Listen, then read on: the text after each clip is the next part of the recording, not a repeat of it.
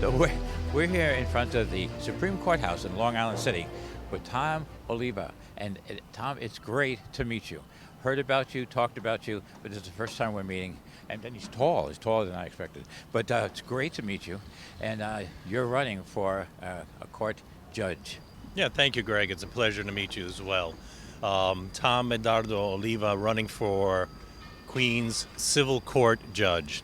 That's the judge that has jurisdiction over the smaller cases in Queens County. I am the Democratic County designated person. You've done a little research on your background. One of the things I loved hearing was you've worked very hard for diversification of the bar. Tell us about that and how you did that. It's been a hard fight. When I first became president of the Latino Lawyers Association of Queens County, only 7% of the judges sitting in Queens Supreme Court were of Latino background or heritage. In the past few years, with the help of the Queens Democratic County machine, we've actually been able to increase that to over 15%. Still have a long way to go, but sometimes we've done that, by kicking in the front door and sometimes walking in the back door. But we've been working very hard to get the numbers changed. Well, that's a wonderful upgrade for it, of course. Then also, what you've been bringing to your seat, you have a wonderful background. Tell everyone a little bit about the businesses you've been involved with, a little bit about your history. It's been a very interesting ride. I first started off in theater. Me and my wife, Italian-American Paula, met and got married here in Queens. And we started the first semi-professional acting company here in Long Island City, not very far from this courthouse at LaGuardia Community College. Having worked in theater for a while, I decided to go get a real paying job and went to law school and have worked. I started off in the Bronx DA's office. I know saying, the P word now, prosecutor, is not exactly the flavor of the month. However, I was in the Sex Crimes Domestic Violence Bureau. I was helping to defend women, domestic partners, and children who had been attacked and abused. So I'm very proud of my service there. My first love was in public service. I went off into private practice for the past 30 years, and now I want to go back to what was my first legal love, going back to public service and become a judge of the Civil Court of Queens County. That's a very honorable thing to be going for, very noble position. It takes a big comprehensive scope to make good judgment calls.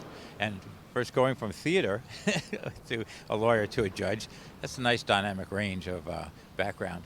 Is there anything in particular that you feel that when you're judging cases now that you'd like to see the law protect more or lean more towards? That's a very good question. Thank you, Greg. The thing is, as a judicial candidate, I'm strictly forbidden to talk about anything that might be of legal consequence that could wind up before me. But I will, so it makes it interesting, for people who are thinking of voting for me, they'll say, well, then how do we know to vote for you? It's my varied life experience is what I would say. It's because I'm a Queens kid, grew up in Flushing. My wife and I, when we first married, lived in Astoria. Now we live over in Little Neck. The fact that, my dad worked very hard. He was a superintendent and also had a luncheonette. He ran a couple of businesses because my older brother is disabled. So it was very hard to pay for his schooling. So he worked in a bunch of businesses. I worked in the luncheonette. I worked with my dad as the superintendent of the building. And I learned from an early age with him, working in that luncheonette in Flushing, that whoever came through those doors of that luncheonette was to be treated with equal respect. That's why I learned how to say in Korean, "Annyeonghaseyo," good morning, how to say in Serbo-Croatian, "Dobro jutro," "Kako ste," how are you, in French patois, "Bonsoir," to greet everybody equally as they came in. And if, God willing, I become a judge, I want to take those life's lessons of treating everyone fairly with respect to the courtroom, that whoever comes through those court doors, I can look in their eyes and say, I've walked in your shoes, I know where you come from, and I will treat you with equal respect, one person to another, regardless of where you have come from and how you have wound up here in Queens, the most diverse borough in all of the United States.